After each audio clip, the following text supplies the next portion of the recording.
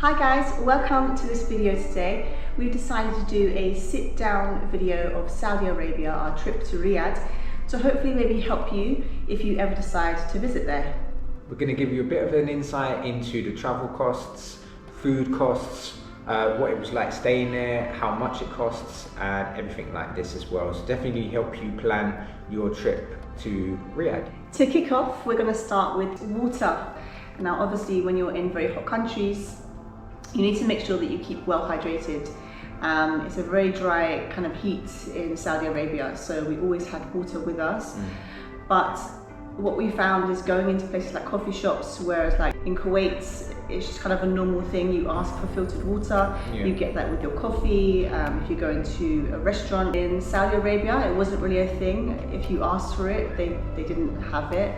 So you would just have to buy some water. So just something to keep in mind is perhaps bring your water bottle around with you already filled, or just be prepared to buy bottled water. The heat was different as well, like Holly said, it was like a dry heat, so you would need a lot more water. It did get quite difficult sometimes, even though it wasn't the hottest part of the months that we were visiting Riyadh in. So yeah, just something to note there. Okay, so the language barrier was a bit of a tricky one, to be honest. I didn't really expect this going into Saudi to be the case actually. A lot of the taxi drivers we came across were only Arabic speakers, so they were literally from Saudi. Quite a big difference to Kuwait, because it only being an hour by flight, you expect kind of the same thing, but obviously that's not the case. And the fact that they're opening up Saudi a bit more, we did kind of expect the language barrier to not be as difficult. Even asking for help on the street, we found that it was really difficult to ask, like just to go how to go down the road, you know. I think people are more reluctant if they don't know your language, so they're not going to be so eager to help. Even if they probably want to, they feel really awkward, because when you don't know a language, you just feel like you can't speak to anyone. Yeah, but having said that, we felt like there wasn't a disparity between the level of help that people were prepared to give. So going off what Holly just mentioned, if you go back to one of our other videos as well, we actually had a lift to the metro train station, because we arrived at the metro bus station and we were looking for the train. Was so nice. And he didn't really understand anything we were saying, we didn't really understand anything he was saying, but he was just prepared to say, I would take you, you know? We kind of got the gist that we were a bit lost, so that was really kind. So that was really nice, yeah, that was really nice. And the fact that the language barrier still existed meant a bit more to us than obviously, like, you know, being able to communicate with someone and just not getting any help. So it was really nice of him to still do that and still trust us and still be very friendly and helpful. So yeah, a good point about that to know is you can download Google Translate and have the Arabic language offline if you ever need to translate. So you don't need data even to get through as well. So yeah. I think it helps if you go to a country. Obviously we're going to a different country where we only speak English, some Spanish, Italian. So we should know some of the basic language when we're going to a country. So some of the words and sentences that you could use as basic when you're in an Arabic country are Salam alaikum, like when you say hello to someone, you're greeting someone. You've got masalam to say goodbye or good day to them when you're leaving somewhere. And then you've got shinwada, which is what is this? You may need that. You've got yalla as well, is like let's go. Hurry, let's go somewhere. Yeah, if you want to go somewhere.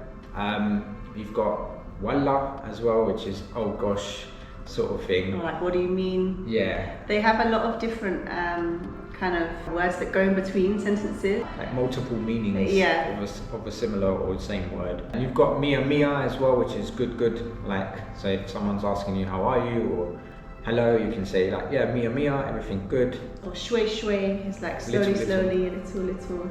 Yeah. So yeah, there's a few to kickstart your Middle Eastern adventures. We know quite a lot actually. Moving on to service. Overall, it was normal. I didn't find it like extra welcoming or anything like this. Again, I think obviously being in Kuwait, I think that is a bit spoiled for us, because I find people quite welcoming here and it's really lovely and it's really pleasant, you know. And so anyone would say hello to you, you know. People serving you, people that are just in the shop like that are not directly serving you but making the food, something like that. So very welcoming. Yeah, so really nice. Like the whole shop sort of says hello to you. They're For so me, friendly. So friendly, it's nice. And so yeah, I think that's definitely something that that we didn't really get there, which is fine. We haven't had that everywhere in the world anyway. I think that comes down as well to the language barrier a little bit, and Potentially, also yeah. not seeing so many tourists, which obviously, like you said, they're opening up a lot more in Saudi, so they will obviously get better with the service and I guess being more welcoming as they feel more comfortable with so many different people coming to visit their country. For a specific example, going to Boulevard World, they were really pleasant there, to be honest, and everyone was just happy to talk to us, happy to ask where you're from, you know, like how you are. Even though we weren't necessarily able to bring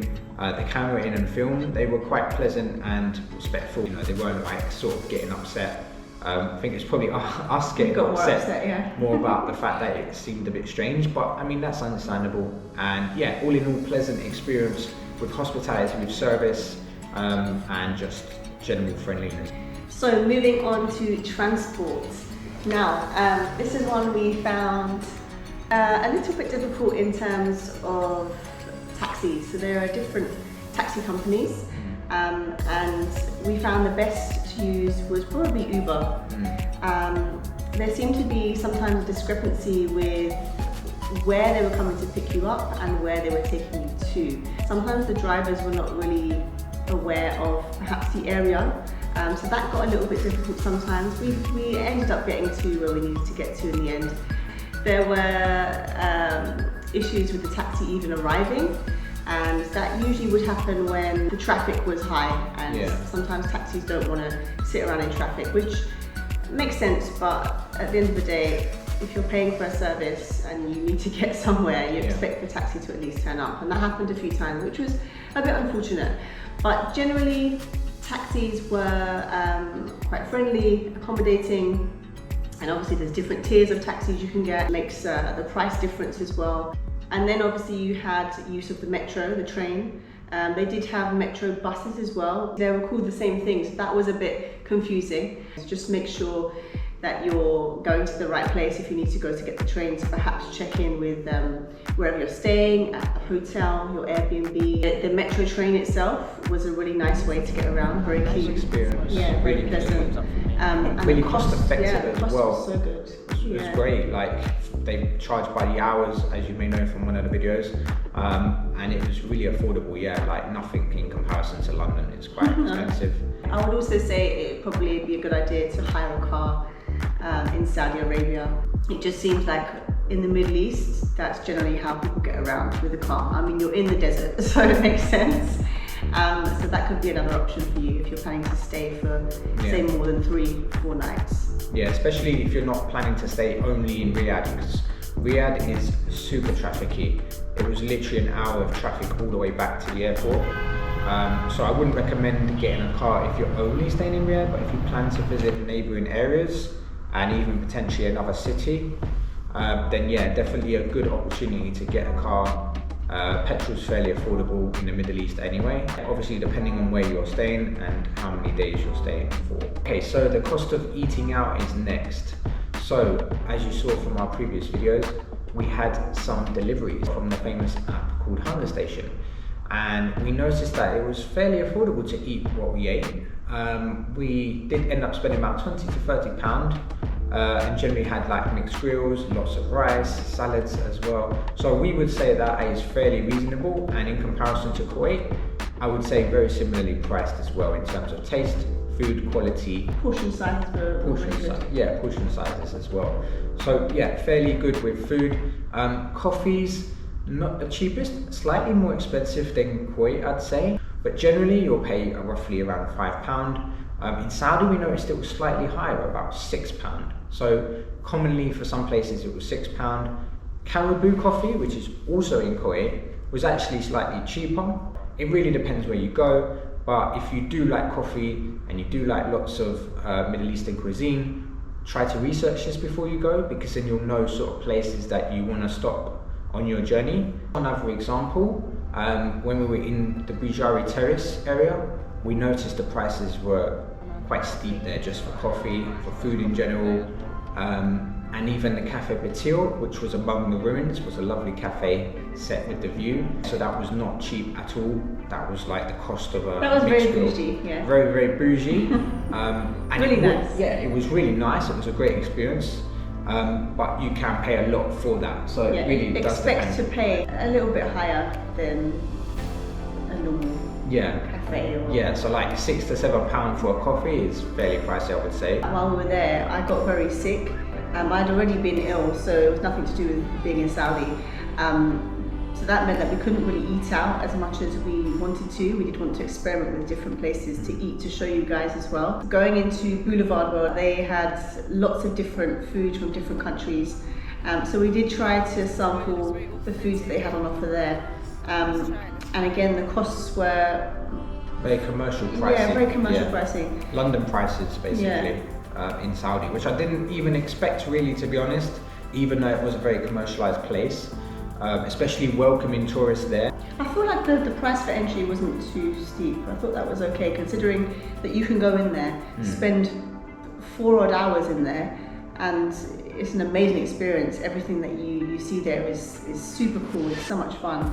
So I don't think the entry price was too bad. It was just the cost of everything else once you got inside there. Yeah. So you do have to go with a full wallet. I guess it's kind of like going to a theme park. Yeah. If you go to a theme park, you expect that you're going to have to buy food, you're going to have to spend extra money on extra rides or fast track, things like this. So it's something, the norm, I guess, in that regard. So next up, let's discuss staying in Riyadh, hotels. Yeah, we stayed at a pretty middle ranged in price wise. There were some cheaper options and there were some more expensive, really expensive luxury options. We wanted one that had all the facilities, like a gym and a swimming pool, and also like maybe with breakfast included as well. So we found quite a good deal and managed to stay there for the 4 nights, and it wasn't too far away from Riyadh itself and was literally about a 5-minute walk from the metro station in Al-Murabba. Depending on what it is that you want from the place that you're staying, perhaps you prefer an Airbnb where you prepare food and stuff yourself. We like to start the day with a nice big buffet breakfast so that we're set up for the day, because we tend to go out for hours at a time. So that really helps. Something to note is what I found when we were looking to book our hotel in Riyadh is there were quite a lot of restrictions around using the wellness facilities like the gym, the sauna, steam and the swimming pool.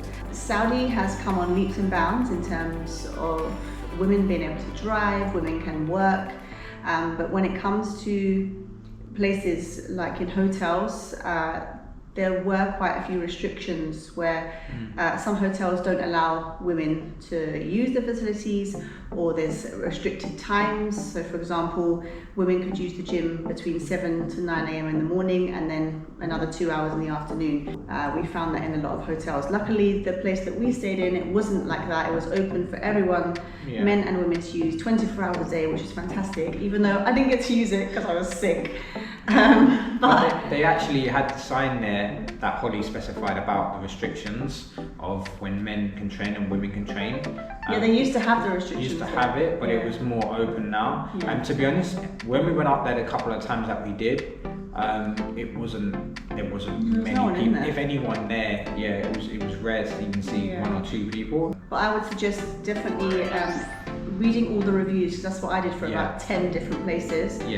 Contact the hotel directly and ask them if there are any restrictions, because that can be one of the most annoying things. If it's something that you specifically want, you go there and you can't use it. And what we really liked about the hotel as well is the fact that they had like a rooftop area, so you could even take some your drink, like a coffee, just spend some time out in the open on the roof, especially when it's like the cooler months. So we found the facilities really good. We ended up picking this for price wise, facilities, obviously being able to train together, and a great breakfast as well.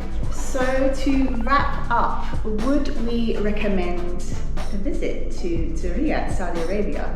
For me, I've written down some notes because I forget what I want to say most of the time. So so for me personally, people were really kind, mostly welcoming, and I loved the opportunity of being able to witness my friend getting married there. I'd never been to an Arabic wedding, so that was just a crazy experience in itself. It was wonderful, it really was. So that will always have a place in my heart in Saudi Arabia. Going to Boulevard World was super cool. That was somewhere that we've never really experienced that kind of place before. It was huge, massive, like we didn't even probably touch the surface when it came to Boulevard World. We then discovered that there were other areas that went on for probably days that you would need like more time to spend to visit those places. I think there are other Middle Eastern countries that perhaps have different things to offer. And I think we need to visit some of those perhaps. Yeah, I guess I almost didn't expect it to be the way that it was. I understand obviously it's a Muslim country as well, but it did feel a lot more closed off, even though that it was apparently more open. And I really like the fact that Holly got to experience the wedding. I think Saudi Arabia is such a big country, and it would be so different in many parts of the country. As an example, Italy, we have different food in different parts of Italy. Different regions, yeah, even 2 hours away from somewhere, we'll have a different delicacy or a different dish. So I think Saudi Arabia would be more like that as well, but just more spread out.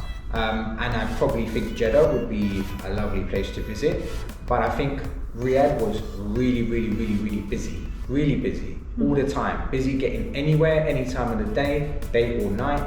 But I would say it's definitely recommended to visit one time in your life. I'm just not sure if maybe 2025 or 2026 is the year to visit, maybe 2027. Yeah, and there's a lot of building work going on there. They're bringing it up the country in many ways. It's like a mix of the old and the new, but only the old is still remaining and the new is still in progress. So in a couple of years, I would say probably would be the most suitable time to go.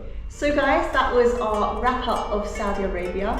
Please let us know in the comments if you like this kind of content from us and you'd like to see more kind of sit down videos where we're explaining our different trips and how much they might cost if you decide to go. And if you're thinking of planning a trip to Saudi Arabia, let us know what part of Saudi Arabia you're planning to visit. If you're still thinking about it, let us know why. We look forward to seeing all your comments, and we always reply to each and every one of you. So, if you have any questions as well, please let us know. Maybe there's things we didn't cover in this video that you'd like to know. Thanks for watching guys, and remember, take care. Keep exploring.